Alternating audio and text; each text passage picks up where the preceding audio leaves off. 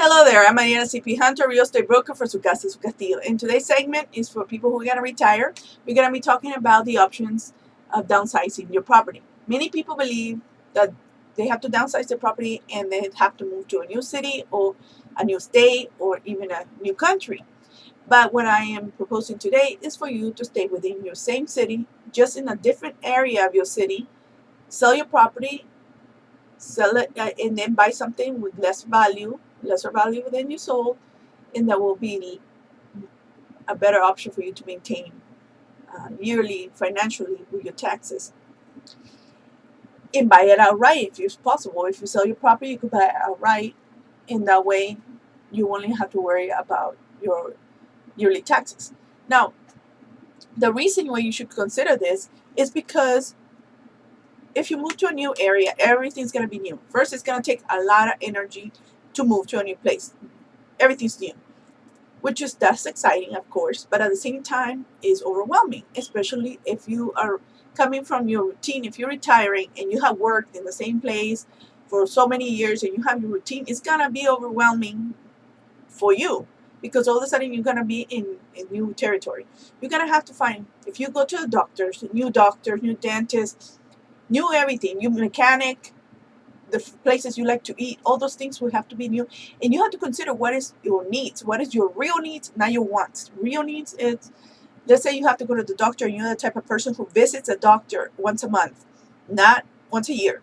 So you need to have the type of doctor you need nearby.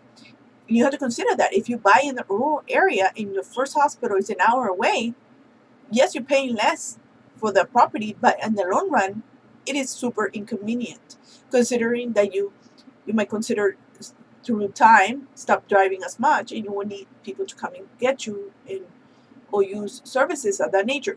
All those services, when you move to more rural areas, your amenities will change. Obviously, you will not have as much selection. So you have to consider all this. I'm not saying just rural areas, but areas that do not have those services, because of course a lot of those services are subsidized by your taxes. So the less property taxes, the less likely you're going to have police, fire department, hospitals, all those amenities that we benefit from. So a suggestion is, that if you're planning to do that, you research really well all those things, like I said, not your wants but your actual needs.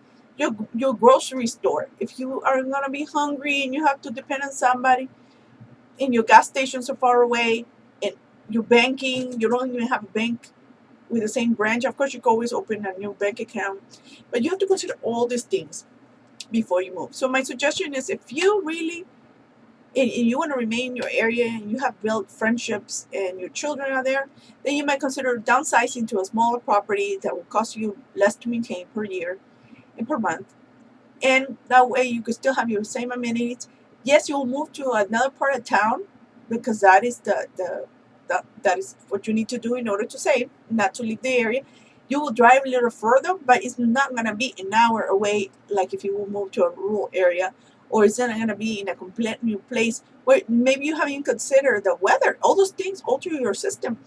It could be a cold, coming from cold to hot and hot to cold. And some people cannot endure, like they move in a time that is pleasant. Most of the time is this time of year, it's very pleasant. And all of a sudden they hit the summer and they can't understand how people can survive through the summers.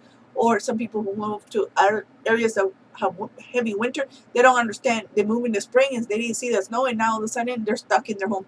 All those things you have to consider. Also, the growth of the property you add. Of course, some places, the bigger the bigger the city, most likely the higher the taxes. But yet, at the same time, the more people who could chip into those taxes, so you will have more amenities, and so it will balance it out. The fewer the people population, the more burden on their tax is going to be for those people to maintain.